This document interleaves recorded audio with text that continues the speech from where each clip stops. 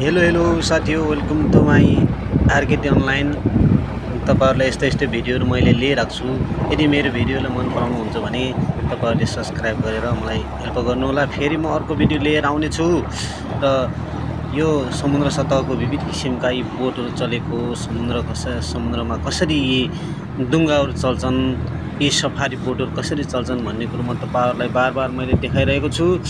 र यदि तपाईहरुले मेरो भिडियोलाई मन पराउनुहुन्छ भने एक लाइक, एक शेयर, एक कमेन्ट गर्न चाहिँ नभुल्नु होला है साथीहरु। यो मालदिप्सबाट हो, मैले थुप्रै भिडियो यस्तो हालिरहेको हुन्छु, तपाईहरुले हेरिरहनु भएको हुन्छ। यस्तै छ मालदिप्समा समुद्र। तपाईहरु आउन नपाए पनि अथवा आएका साथीहरु त आइहाले, नआएका साथीहरुलाई पनि म यहाँको वस्तुस्थितिको बारेमा जानकारी गराइरहेकै हुन्छु।